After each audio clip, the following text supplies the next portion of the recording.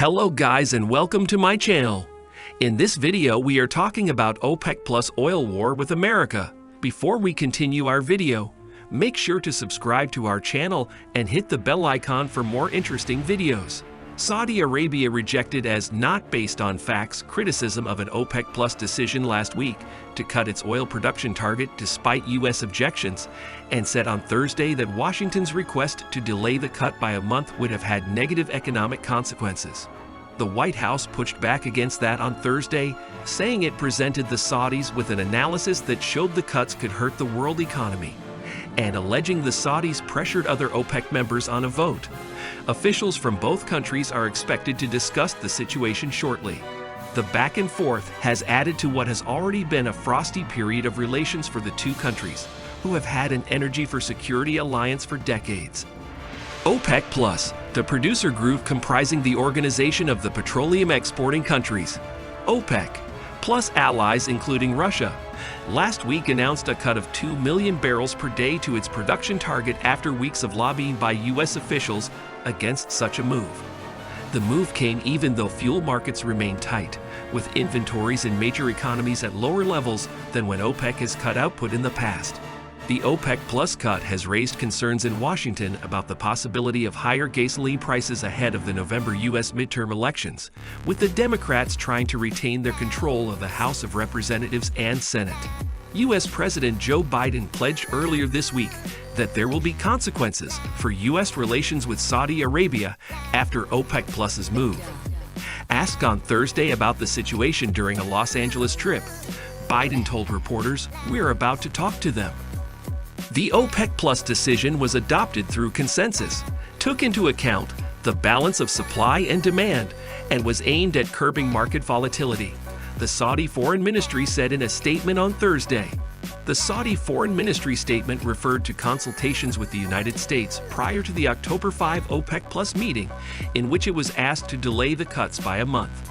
The kingdom clarified through its continuous consultations with the U.S. administration that all economic analyses indicate that postponing the OPEC Plus decision for a month, according to what has been suggested, would have had negative economic consequences.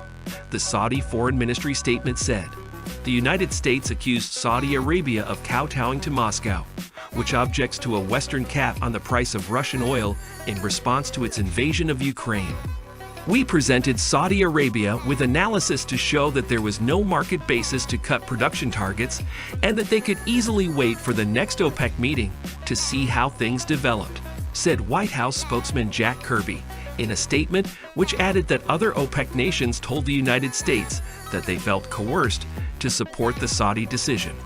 The Saudi Foreign Ministry statement, quoting an unnamed official, stressed the purely economic context of the oil cut. Oil demand has weakened worldwide, with OPEC, the U.S. Energy Department, and the International Energy Agency all lowering forecasts for 2023 demand this week.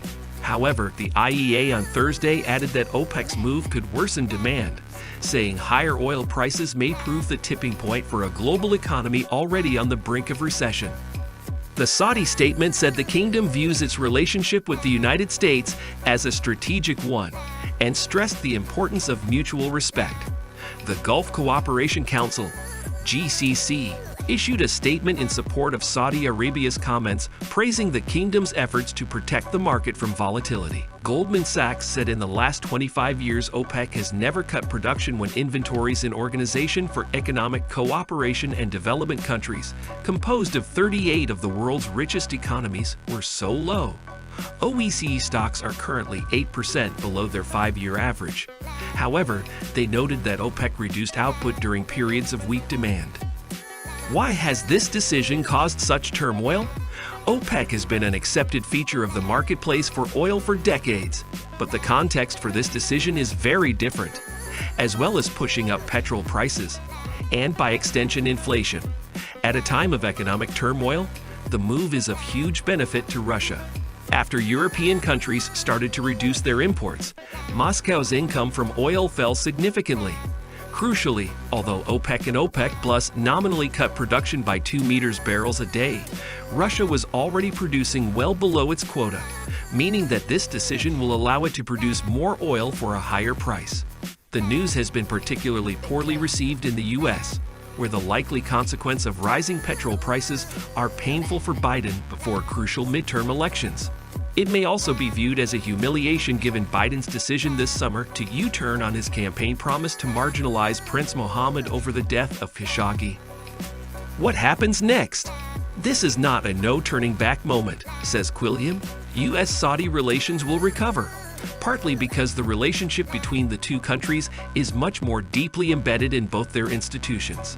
But it is a hairline fracture, he adds. The damage with the Biden administration cannot be repaired, and successive Democratic administrations will likely remember this moment. That's all for today's video. Hope you guys enjoyed our video. For more videos, make sure to subscribe to the channel and hit the bell icon for more interesting videos. Thanks for watching and have a wonderful day.